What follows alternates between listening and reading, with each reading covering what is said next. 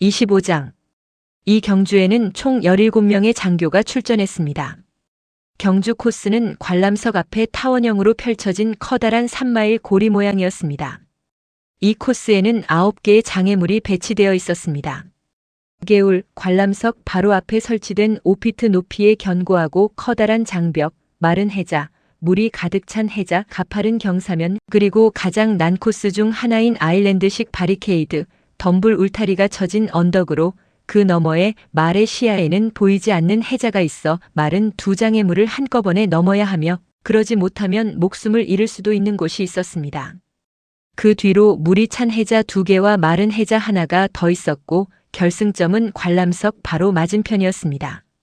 하지만 경주는 이 고리 안이 아니라 그곳에서 200야드 떨어진 지점에서 시작되었으며 코스의 첫 번째 장애물은 폭 7피트의 두구로 막아놓은 개울로 기수들이 뛰어넘거나 헤엄쳐 건너는 것을 선택할 수 있는 곳이었습니다. 3번이나 출발선을 맞추려 시도했지만 그때마다 말이 줄 밖으로 튀어나오는 바람에 다시 시작해야 했습니다. 출발 신호를 보내는 심판인 세스트린 대령이 막 화를 내려던 찰나 마침내 4번째로 출발 을 외쳤고 기수들이 일제히 달려나갔습니다. 모든 눈동자와 오페라 글라스가 출발선에 일렬로 늘어선 형형색색의 기수 무리에 고정되었습니다. 기다림의 고요가 깨지고 사방에서 나갔다. 출발했어. 라는 소리가 들려왔습니다. 더 잘 보이는 곳을 찾기 위해 관중들 사이에서 무리가 지어지거나 개별적인 사람들이 이곳저곳으로 뛰기 시작했습니다. 첫 1분 만에 밀집해 있던 기마 대열이 길게 늘어났고 그들이 2~3명씩 혹은 앞뒤로 줄을 지어 개울에 다다르는 모습이 보였습니다. 관중들에게는 모두가 동시에 출발한 것처럼 보였지만 기수들에게는 그 몇 초의 차이가 엄청난 가치를 지니고 있었습니다.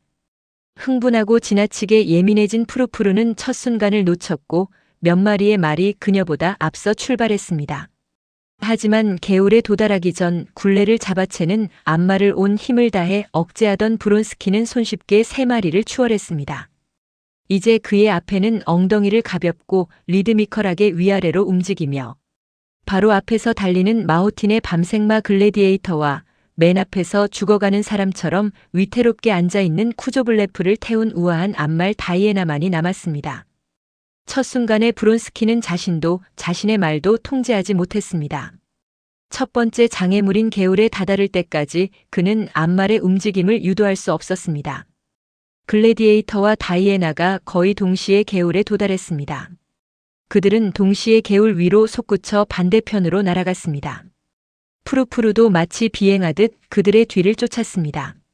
하지만 브론스키가 공중에 떠 있음을 느낀 바로 그 순간 그는 푸르푸르의 발굽 바로 아래에서 다이애나와 함께 반대편 개울가에서 허우적거리는 쿠조블레프를 보았습니다.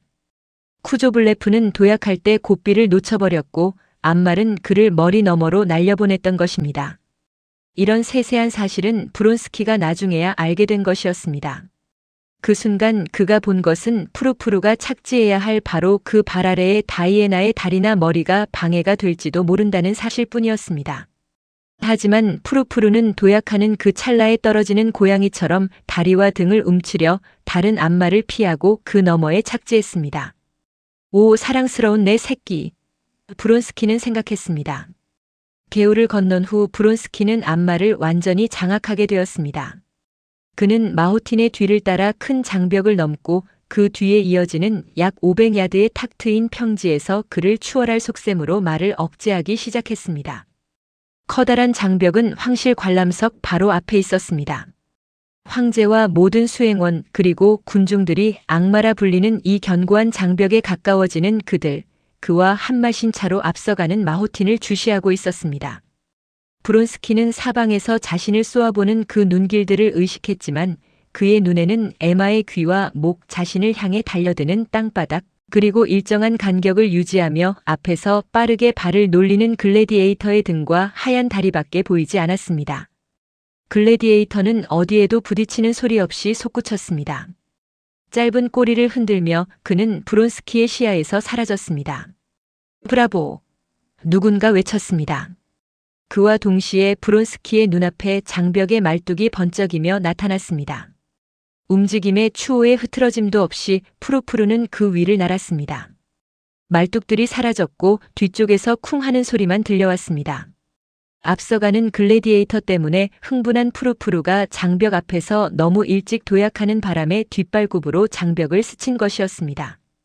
하지만 보폭은 전혀 변하지 않았고 얼굴에 튀는 진흙을 느끼며 브론스키는 자신이 다시 글래디에이터와 같은 거리에 있음을 깨달았습니다. 다시 그의 앞에는 똑같은 등과 짧은 꼬리, 그리고 더 멀어지지도 않는 빠르게 움직이는 하얀 다리가 보였습니다. 이제 마호틴을 추월할 때라고 생각한 바로 그 순간 푸르푸르 자신이 주인의 마음을 이해하기라도 한 듯 채찍질도 없었는데도 비약적으로 거리를 좁혔습니다.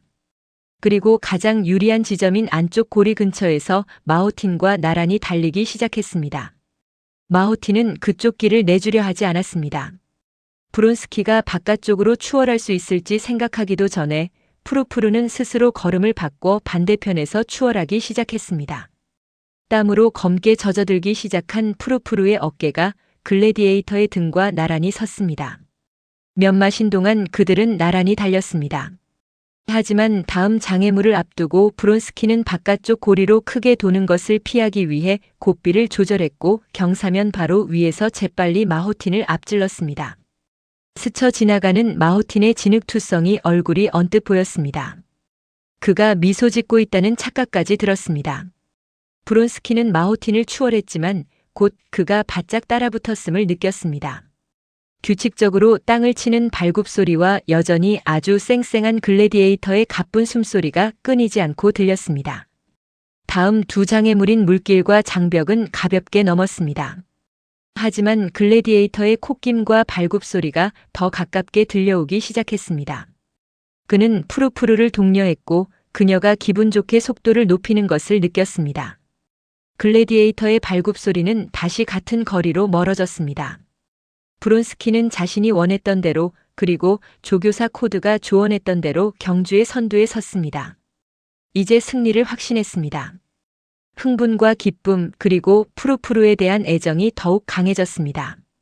뒤를 돌아보고 싶었지만 차마 그러지 못했고 냉정함을 유지하려 애쓰며 글래디에이터가 힘을 비축하고 있는 만큼 자신의 말도 힘을 아끼도록 채찍질하지 않았습니다. 이제 단 하나의 장애물, 가장 어려운 장애물만이 남았습니다. 이것만 선두로 넘는다면 그는 1등으로 들어올 것입니다. 그는 아일랜드식 바리케이드를 향해 질주했습니다. 푸르푸르와 그는 동시에 저 멀리 있는 바리케이드를 보았고 사람과 말 모두 찰나의 망설임을 느꼈습니다. 그는 말의 귀가 움찔하며 불확실해하는 것을 보고 채찍을 들었지만 동시에 그것이 기우였음을 느꼈습니다. 말은 무엇을 해야 할지 알고 있었습니다. 그녀는 속도를 높였고 그가 상상했던 대로 매끄럽게 솟구쳤습니다. 땅을 박차고 나가는 순간의 돌파력에 몸을 맡긴 그녀는 해자 너머 먼 곳까지 날아갔습니다. 그리고 같은 리듬으로 힘들이지 않고 같은 발을 앞세우며 푸르푸르는 다시 질주 궤도에 들어섰습니다. 브라보 브론스키. 장애물 곁에 서 있던 무리가 외치는 소리가 들렸습니다. 보이지는 않았지만 야슈빈의 목소리임을 단번에 알 수 있었습니다. 오, 내 사랑. 브론스키는 뒤에서 무슨 일이 일어나는지 귀를 기울이며 속으로 푸르푸르에게 말했습니다. 그도 넘었군. 뒤따라오는 글래디에이터의 발굽 소리를 들으며 그는 생각했습니다. 이제 폭 5피트의 물이 찬 마지막 해자만이 남았습니다. 브론스키는 그 해자를 보지도 않았습니다. 훨씬 더 앞서서 들어오고 싶은 마음에 고삐를 톱질하듯 당기며 말의 보폭에 맞춰 머리를 들어 올렸다가 놓아주었습니다. 그는 푸르푸르가 마지막 남은 힘까지 쥐어짜고 있음을 느꼈습니다. 목과 어깨뿐만 아니라 갈기와 머리, 날카로운 귀 위로 땀방울이 맺혔고 숨은 짧고 날카로운 헐떡임으로 바뀌었습니다. 하지만 그는 그녀에게 남은 500야드를 달리고도 남을 힘이 있다는 것을 알았습니다. 지면이 더 가깝게 느껴지고 움직임이 기묘할 정도로 매끄러워진 것을 보고서야 브론스키는 말이 얼마나 속도를 높였는지 깨달았습니다. 그녀는 해자가 없는 것처럼 그 위를 날았습니다. 새처럼 날아올랐습니다. 하지만 그 찰나 브론스키는 공포스럽게도 자신이 말의 보폭을 맞추지 못했다는 것을, 안장에 다시 앉는 순간 자신도 모르게 끔찍하고 용납할 수 없는 실수를 저질렀음을 느꼈습니다. 갑자기 자세가 뒤틀렸고 그는 무언가 끔찍한 일이 벌어졌음을 직감했습니다. 무슨 일인지 파악하기도 전에 밤색 말의 하얀 다리가 곁을 번쩍이며 지나갔고 마오틴이 맹렬한 속도로 추월해 갔습니다.